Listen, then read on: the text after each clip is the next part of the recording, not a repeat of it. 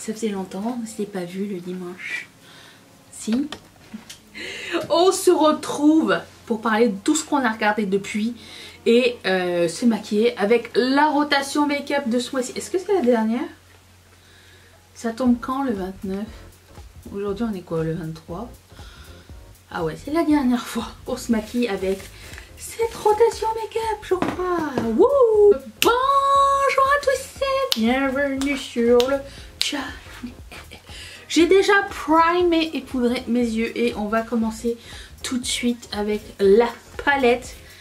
Je ne vais pas rentrer en détail sur ce que je fais comme d'habitude. Je vais parler, me maquiller en même temps et ensuite vous pouvez regarder la barre d'infos si ce que vous voyez vous intéresse.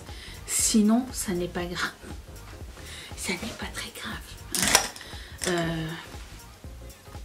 C'est tout. Continuons. J'ai encore perdu mon miroir. Miroir. Ah, il est là en fait. C'est bon, je l'ai. Alors, j'ai ma liste de choses que j'ai regardées.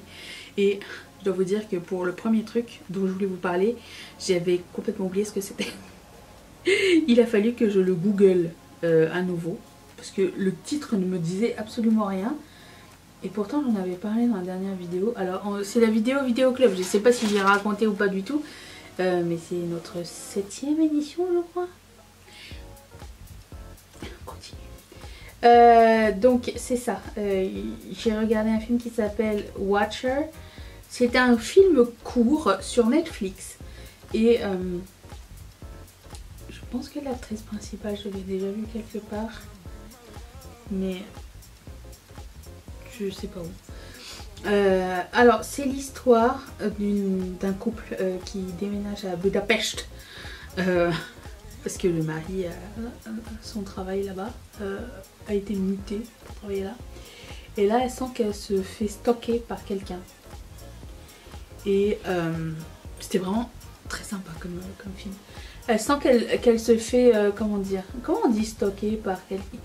Tu sais, quelqu'un qui te suit partout là. Comment on dit en français? Comment on dit un stalker? Je sais pas. Elle sent qu'on la suit, qu'on la regarde dans son appartement et tout ça, que quelqu'un lui veut du mal. En même temps, il y a un serial killer qui traîne en ville et tout ça, et qui tue et tout. Et elle pense que c'est lui. Et personne ne la croit. Et l'histoire c'est ça, c'est qu'elle essaye de savoir ce qui se passe. Et elle veut savoir, un, si elle est folle, ou deux, si vraiment il se passe quelque chose. Donc c'est extrêmement intéressant. C'est très court. C'est dans un... Moi je n'ai pas vu beaucoup de films qui se passent à Budapest. Je me rappelle que le premier film que j'ai vu qui se passait à Budapest, c'était Hostel. Ou je pense qu'en français ça s'appelait L'Auberge, je crois. Si vous n'aimez pas les slashers, ce n'est pas un film pour vous, mais moi j'avais bien aimé. Et pour l'époque c'était nouveau comme concept. Je pense que c'était le premier film à concept genre que tu peux tuer quelqu'un contre de l'argent. Vous vous rappelez de ce film? Quand c'est sorti, ça... je me rappelle que beaucoup de gens en avaient parlé. J'ai vu les autres, les suites. C'était pas aussi bien que le premier. Mais j'ai bien aimé cette franchise. C'est une mini franchise. Hein. Et je pense que c'est ça qui a donné naissance à tout ce qui est Saw 1, 2, 3, 4, 5, 6, 7, 8, 9, 10. On est rendu à Saw quoi? 10? Saw 6? Non, Saw 6 je l'ai vu. Mais je me rappelle plus le reste. Je les ai tous vus d'ailleurs, au fait. Mais je sais plus c'est quel numéro on est rendu. Bref, il n'est pas de question. Donc, Watcher. Bon petit film court. Fin intéressante. Surprenante. Et jusqu'au bout, on ne sait pas ce qui se passe. Vraiment, ça j'aime bien. J'aime pas les trucs prévisibles, vous le savez. Et pour le coup, ben là, j'ai été ravie. Donc je vous conseille ça. Ensuite, nous avons vu un documentaire sur Netflix toujours qui s'appelle... Ensuite, on a fini le documentaire sur Bob Marley. Ça s'appelle Who Shot the Sheriff. Et alors moi, au dernier épisode de où on était là, où on est resté, je pensais qu'il avait été assassiné. Et en fait non, pas du tout, je me suis trompée. J'ai mal compris, il est mort d'un cancer hein, à la base, Bob Marley, mais quelqu'un lui a déjà tiré dessus et ça raconte de comment c'est arrivé en fait à cause d'une histoire de mafia à l'intérieur de la Jamaïque. Il y avait comme deux partis politiques et mafieux, rivaux qui s'entretuaient littéralement. Et l'histoire c'est que, enfin comment dire, l'angle de ce reportage c'est que il montrait que Bob Marley avait des ambitions de faire retrouver la paix à la Jamaïque, son propre pays, et faire la paix entre les deux parties en fait. Et ça m'a fait tellement de peine ce reportage. Je me suis dit mais tout ce qu'il voulait c'était que les gens ils soient heureux entre eux, et il s'est battu pour ça toute sa vie et il a jamais été vraiment écouté de ce côté-là. Enfin pas... Oui, par le peuple, parce que le peuple l'adule, mais les partis politiques ont profité de sa notoriété en fait. Et ça m'a fait de la peine, voilà. Je me suis dit mais tout ce qu'il voulait c'était la paix. Et on lui a donné genre que des problèmes. Que des problèmes. Et voilà, donc si jamais ça vous intéresse, cette autre vision de la vie de Bob Marley, ben, je vous recommande vraiment ce reportage. Mais sachez que c'est triste. c'est pas le genre de truc où tu ressors joyeux de la fin du reportage. C'est comme les chutes, mais par contre ce verre, bref. Si vous l'avez vu, vous me direz ce que vous en avez pensé. D'ailleurs, n'hésitez pas à me dire ce que vous avez vu hein, récemment et ce que vous en pensez. Parce que c'est toujours intéressant. Ensuite, qu'est-ce que j'ai vu d'autre?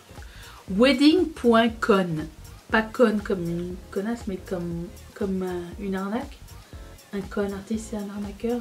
Oui, un arnaqueur. Et là aussi, genre, ça m'a fait de la peine. Sur quelle plateforme j'ai vu ça? Je pense que c'était sur Prime. D'ailleurs, en parlant de Prime, 2 secondes s'il vous plaît. Ils ont décidé que maintenant, ils mettaient de la publicité. Hein? Je sais pas si c'est dans tous les pays pareil, mais ici, maintenant, on a de la publicité pendant les reportages et les films. Bah, par contre, pas tous, parce qu'il y a certains films où on n'en a pas eu. J'aimerais bien qu'ils renversent cette décision, parce que c'est pas sympa. Que tu payes pour un truc de streaming, mais qu'ils mettent comme de la pub. Ok?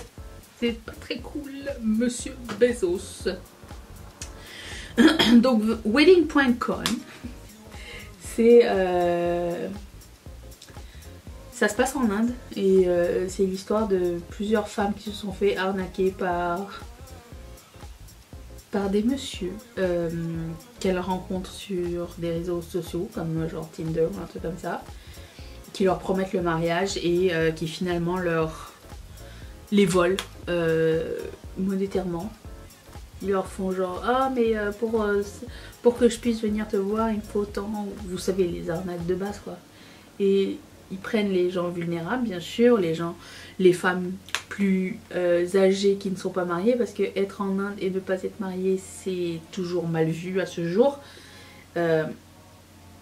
Et ce qui m'a fait de la peine c'est que c'était toutes des femmes avec des situations assez importantes dans leur travail. C'est des femmes intelligentes, des femmes monoparentales, des femmes assez modernes.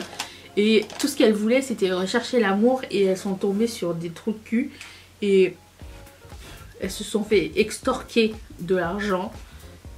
Et franchement ça a pris des tournures assez dramatiques et ça implique aussi toute la famille parce qu'en Inde quand tu te maries et qu'il y a une promesse de mariage c'est toute ta famille qui est impliquée et comment dire la réputation c'est super important, les qu'en dira-t-on c'est super important et les gens ont du mal à se sortir. Je pense j'ai l'impression qu'il y avait j'avais l'impression qu'il y avait comme 50% elles s'en voulaient pour elles, mais 50% elles s'en voulaient pour la réputation de leurs parents et de ce que va dire les gens, ce que vont dire les gens et tout ça. Et ça m'a fait encore plus de peine parce que je me suis dit mais on est encore dans cet état, dans cet état d'esprit de. Ça me fait chier ici là. Dans cet état d'esprit que il faut être validé par l'extérieur et c'est super chiant. Je vais mettre plus de. Donc il y a ça. Donc c'est sur combien d'épisodes 5-6 épisodes, je me rappelle même plus. C'était intéressant mais triste à la fois. Mais si ça peut, comment dire,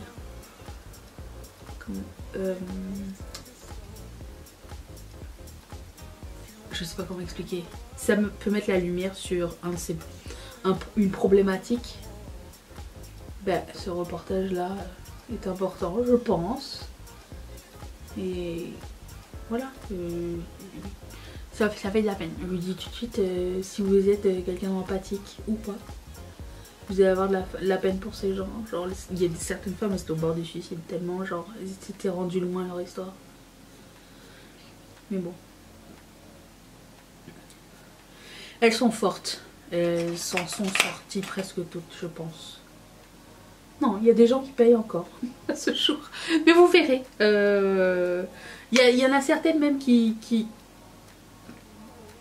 ont été très malines dedans. Donc, tout n'est pas perdu. Voilà, c'est juste, c'est chiant, voilà. Ça me fait de la peine.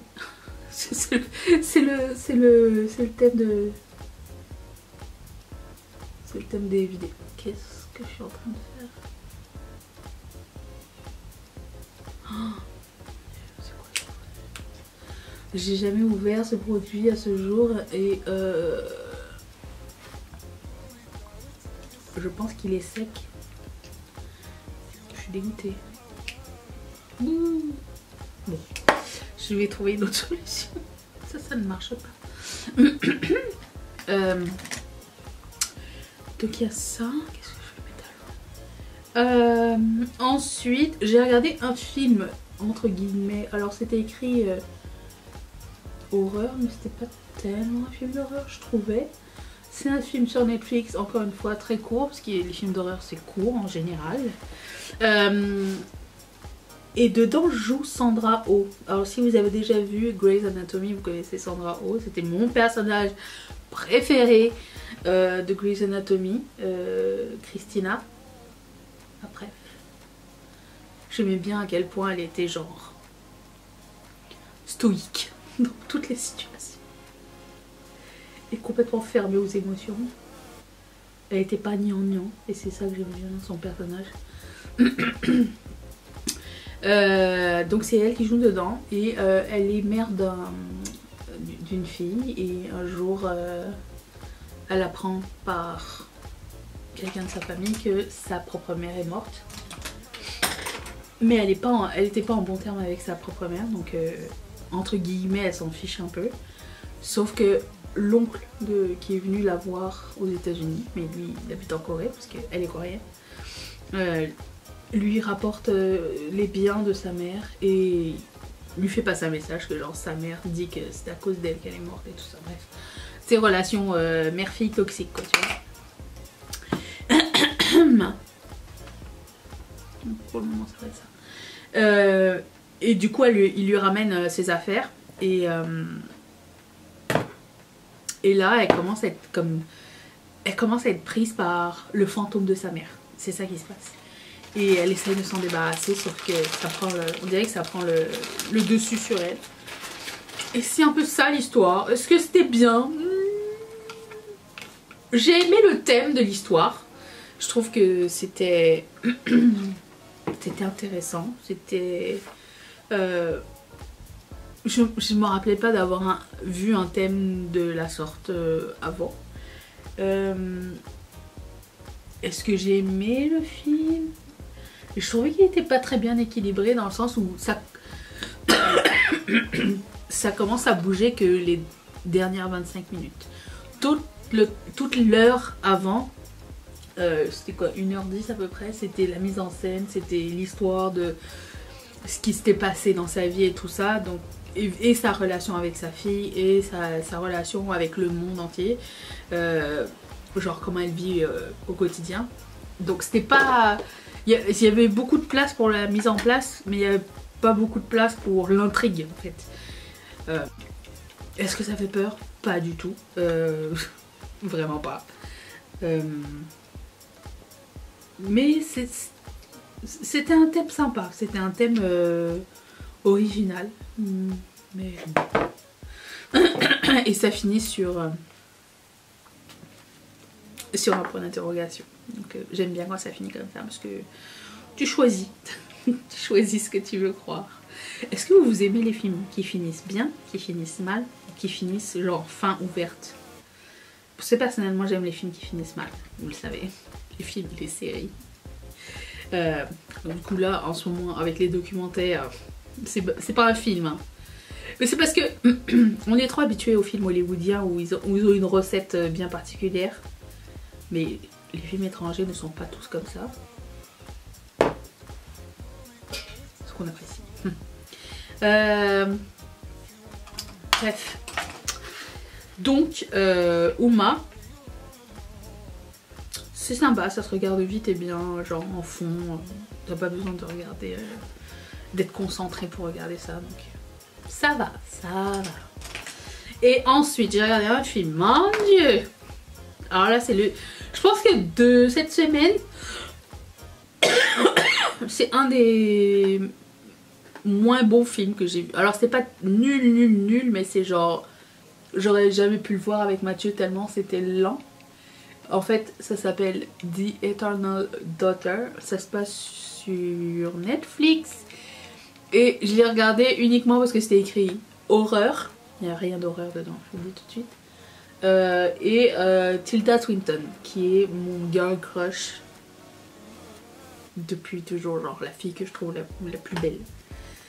Et un jour je dis ça à Mathieu, il me dit pourquoi tu la trouves belle? Elle, je l'ai connue genre dans The Beach, un de mes films préférés.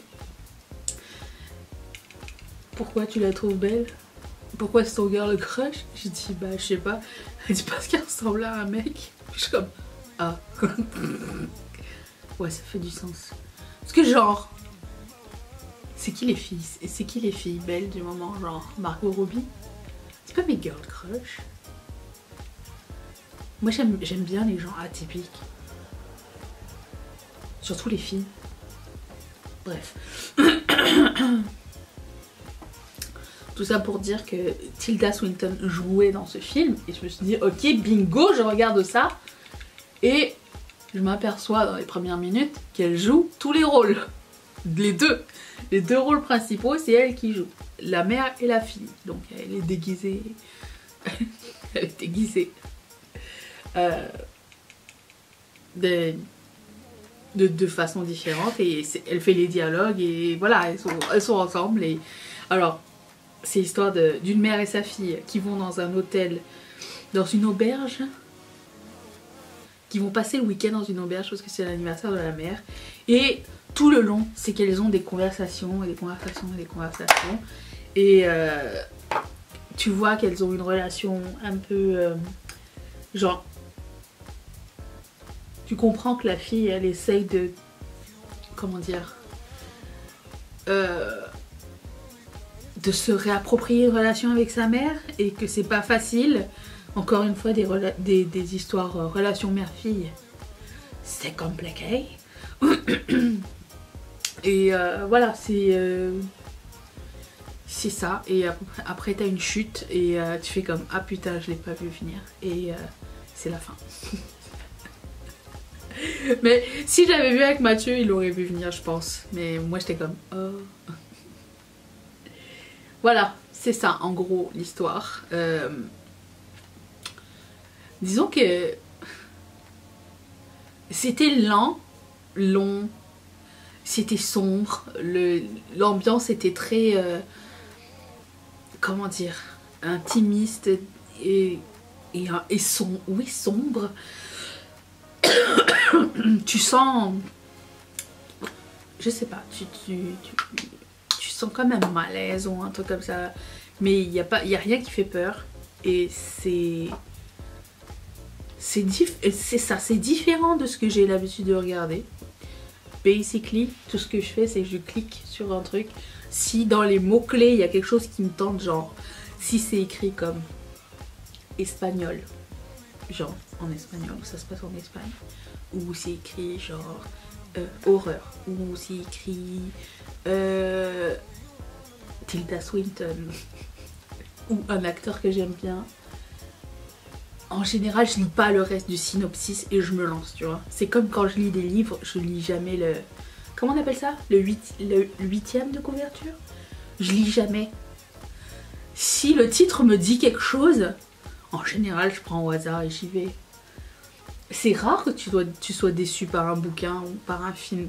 Si tu te donnes genre la chance de découvrir quelque chose, au moins t'as essayé quelque chose, tu vois. Bon. Mais là c'était comme plus un feeling, c'était un film à feeling. Ouais, c'est plus ça j'ai envie de dire. Et c'était...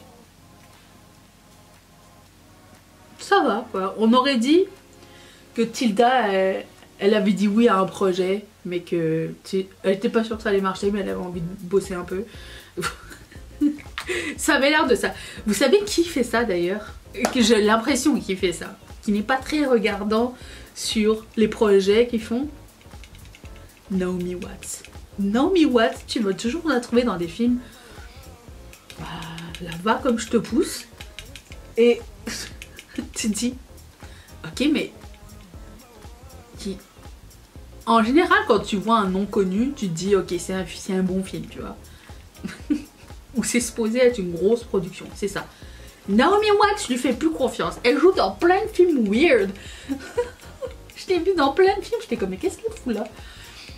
Pourquoi elle joue dans ce film? Elle n'a pas besoin de ça. Mais elle dit oui à tout et c'est ça qui doit être bien travailler avec elle, c'est qu'elle agrandit son portfolio. Et voilà quoi.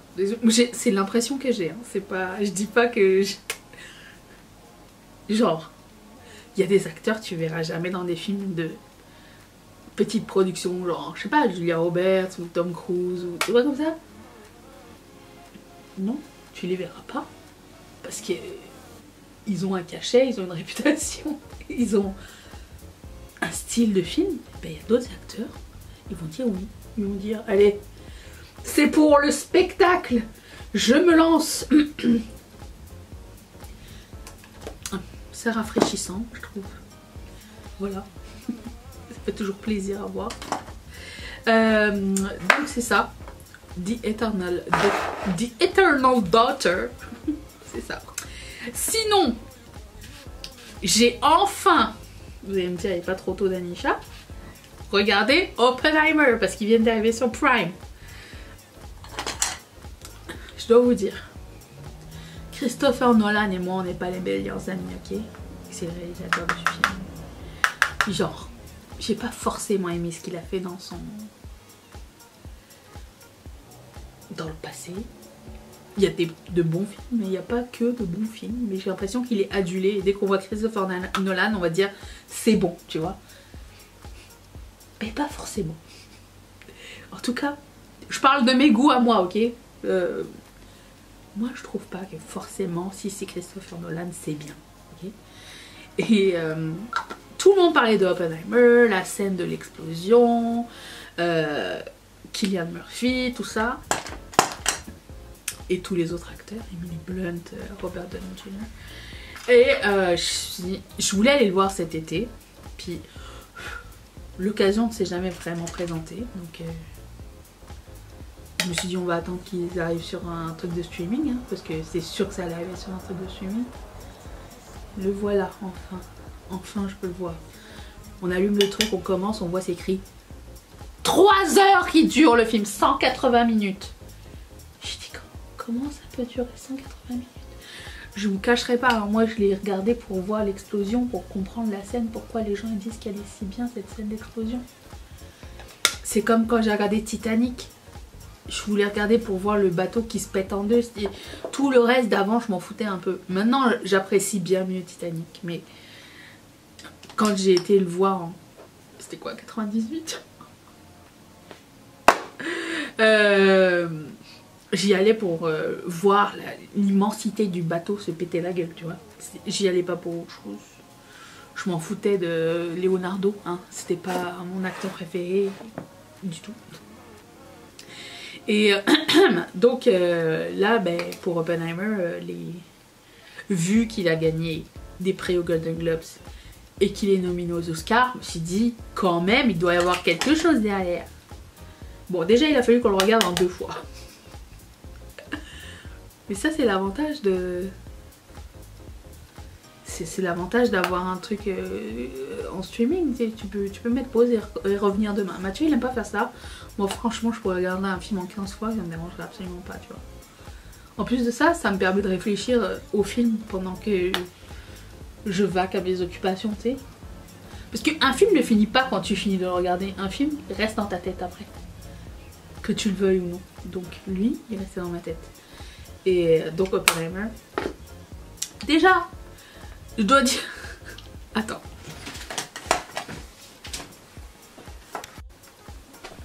Autre chose. Les films pour lesquels les acteurs doivent se changer physiquement, ça me met pas à l'aise, ok? J'aime pas quand un acteur doit se modifier physiquement pour un rôle. Là, pour le coup, Cillian Murphy, il fallait qu'il se sous-alimente pour être maigre comme Oppenheimer. Et j'aime pas cette idée. C'est comme, par exemple, comment il s'appelle, Hugh Jackman qui devait se super muscler, avoir une routine super sévère et je sais pas combien de calories pour avoir des muscles pour faire Wolverine. D'ailleurs, c'est une des raisons pour laquelle il a arrêté de faire Wolverine, parce qu'il a dit je pouvais plus faire du yo-yo comme ça encore longtemps, c'est très dangereux pour la santé. C'est très dangereux pour la santé. Utiliser du maquillage, du CGI, du whatever, mais jouer avec le corps des gens pour un rôle, c'est très difficile. Enfin, je comprends pas.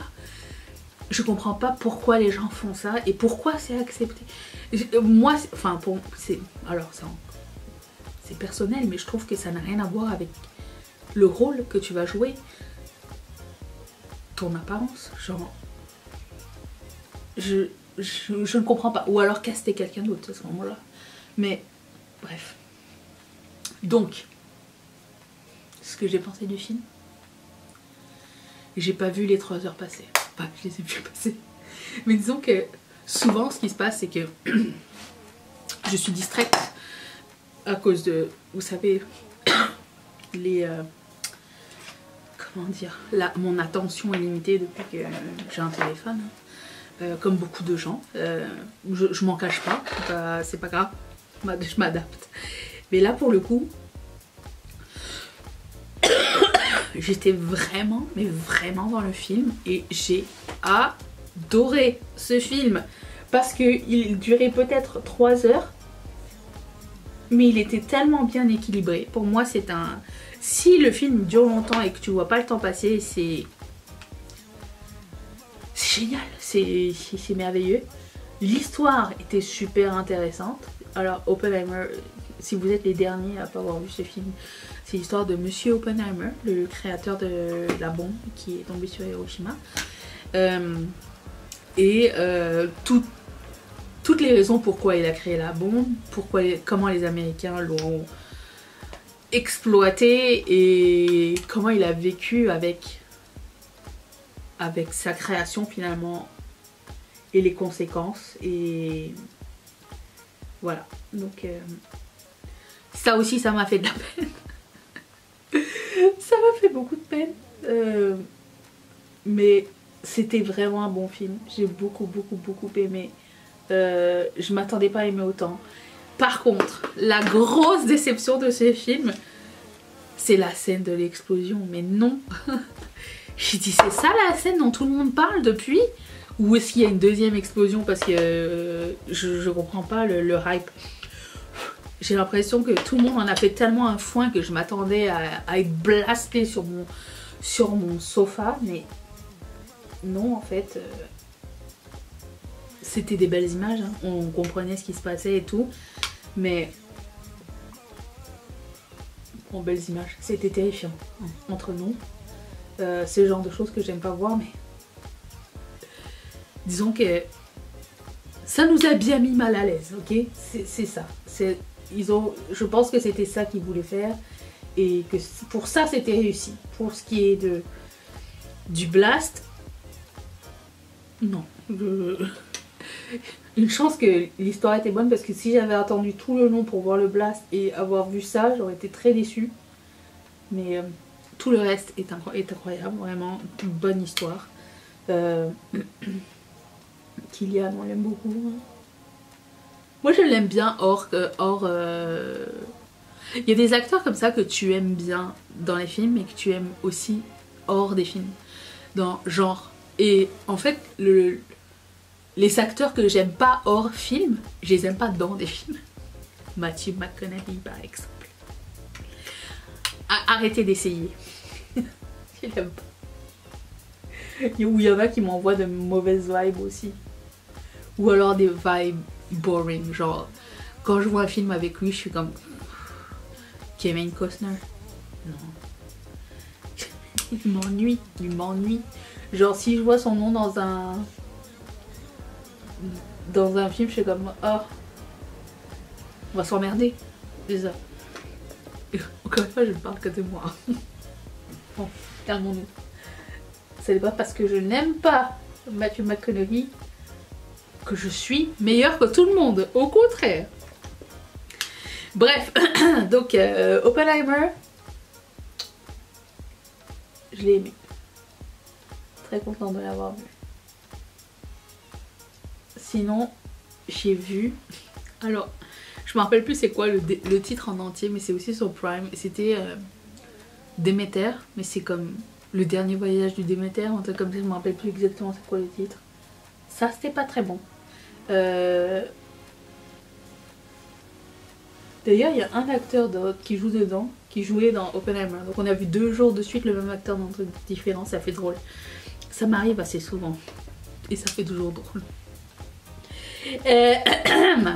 Alors Déméter c'est le bateau dans lequel était enfermé Dracula pour voyager d'une destination à une autre et personne n'est arrivé en vie ou presque à destination.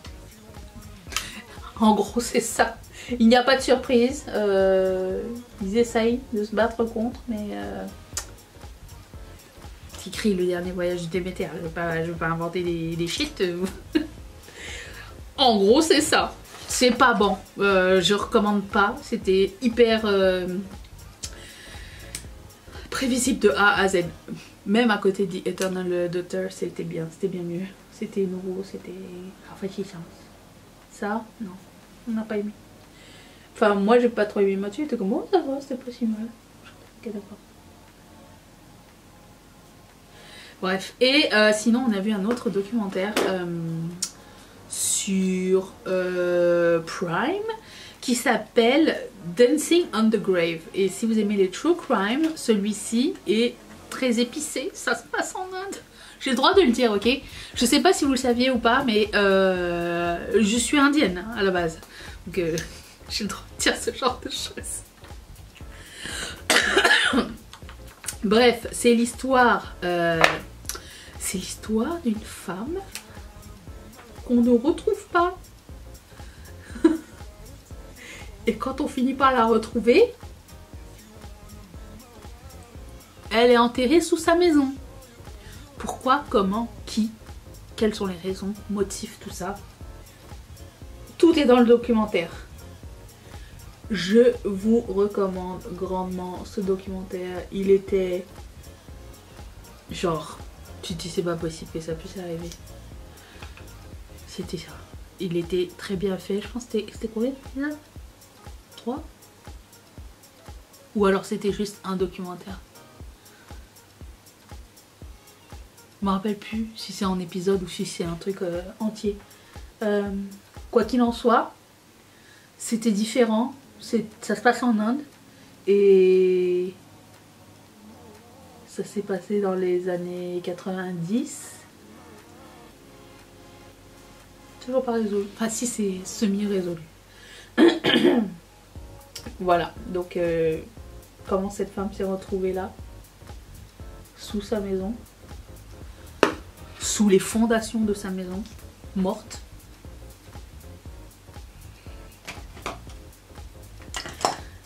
C'est à vous de découvrir. Sinon, ce que j'ai en cours, parce que là, je vous ai raconté tout, mais ce que j'ai en cours, c'est Love is Blind saison 6. Oh, et on a des... écoutez, on a des champions du monde encore. Hein. On a des champions du monde. Si vous ne connaissez pas Love is Blind, c'est une télé-réalité, un jeu télévisé de rencontres dans lequel tu... C'est un peu comme... ça existe en France. Il me semble que j'avais vu des extraits quand j'avais été... Ça s'appelle marié au premier regard ou un truc comme ça. Non, c'est pas ça? Genre tu te maries avec quelqu'un mais tu le rencontres que à l'hôtel. Bon, là ils se rencontrent avant, hein, l'hôtel. Ils vivent un peu ensemble, ils rencontrent les familles. Mais à la base, ils se demandent en mariage sans s'être jamais vus avant. Et cette saison est pleine de red flags, des gens toxiques, des gens, je trouve, abuseurs et abusés. Et beaucoup trop de conversations. Mon Dieu! Beaucoup trop de conversations à la Netflix, genre politically correct, genre oui, question genre de mariage interracial ou d'identité. C'est comme... J'ai l'impression que les conversations qu'il y avait ne sont pas toutes authentiques. J'ai l'impression qu'il y avait beaucoup de propagande. Vous me direz ce que vous en avez pensé. Mais c'est plus de conversations que dans les autres saisons et les autres pays. Et je trouvais ça pas nécessaire. Genre nous on a décroché, on parlait par-dessus. Après ça, quand je vois quelqu'un pleurer, je dis ah bah Dieu, attends, elle est en train de crier, pleurer, je vais réécouter. Moi tu me dis t'aimes bien le drama? Je dis ouais. Bah écoute, c'est de la télévision, c'est du divertissement. Laissez-moi me divertir.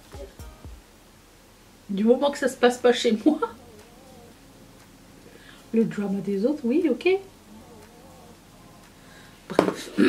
Sinon, je suis en train de regarder la saison... Je viens de débuter la saison 6 de Real Housewives.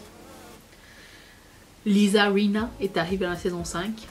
Je l'aime trop. Elle est trop marrante. Et c'est ça. Alors, je suis rendue là. Drama. Et c'est toujours fun. Vraiment toujours fun. On apprécie grandement de voir des femmes adultes, mamans, de à peu près mon âge et plus vieux, se crêper le chignon à la télé quand même. Pour moi, c'est du jamais vu ce genre de choses. Parce que d'habitude, c'est des tout jeunes qui font ça. Genre le loft et tout ça, tu vois, c'est des petits. Du coup, tu t'identifies pas. Mais là, les gens de mon âge, je me dis, ça se peut ça? Ça se peut qu'on se crêpe le chignon comme ça à la télé? Bah apparemment oui. Sur ce, cette vidéo est terminée. J'espère que ça vous a plu, que vous avez découvert de nouvelles choses. N'hésitez pas à mettre vous ce que vous avez regardé en part de les commentaires. Et je vous retrouve mardi pour une prochaine vidéo. Merci beaucoup d'avoir passé ce moment avec moi. Je vous fais d'énormes bisous. Bye.